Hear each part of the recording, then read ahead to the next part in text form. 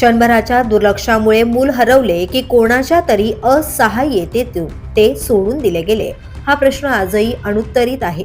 अवघ्या 3 ते 4 वर्षांच्या एका चिमुकलीने पनवेल रेल्वे स्थानकातील फलाट क्रमांक 3च्या मधोमध सापडून तब्बल वर्षभर लोटले आहे.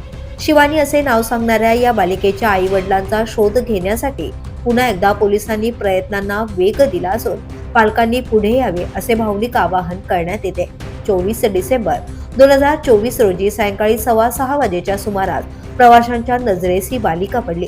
एकटी, गोंधळलेली आणि रडवलेली अशा अवस्थेत तिला स्थानकातील पुरुष गार्डच्या ताब्यात देण्यात आले. चौकशीत तिने केवळ शिवानी एवढेच नाव सांगितले.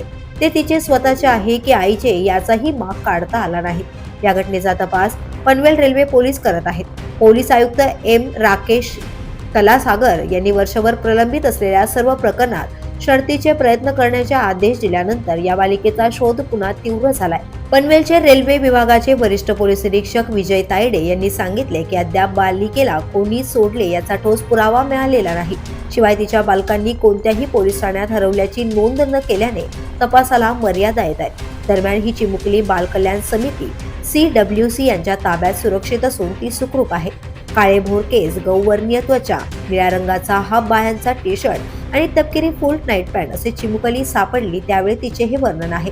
समाज माध्यमांवर काही ठिकाणी या चिमुकलीला नुकतेच रेल्वे स्थानकात तिचे पालक सोडून गेल्याच्या वृत्तामुळे या चिमुकलीचा शोध घेणाऱ्या पोलिसांच्या तपासात नवीन अडचणी निर्माण होत आहेत. या चिमुकलीचे पालक आजही कुठेतरी त्यांच्या लेकीची वाट पाहत असतील यासाठी स्थानकातील CCTV कॅमेरा तपासण्यात आला. मात्र या कॅमेऱ्यांमधून या चिमुकलीला स्थानकात सोडणारे ती व्यक्ती कोण याचाही शोध पोलीस घेत आहेत.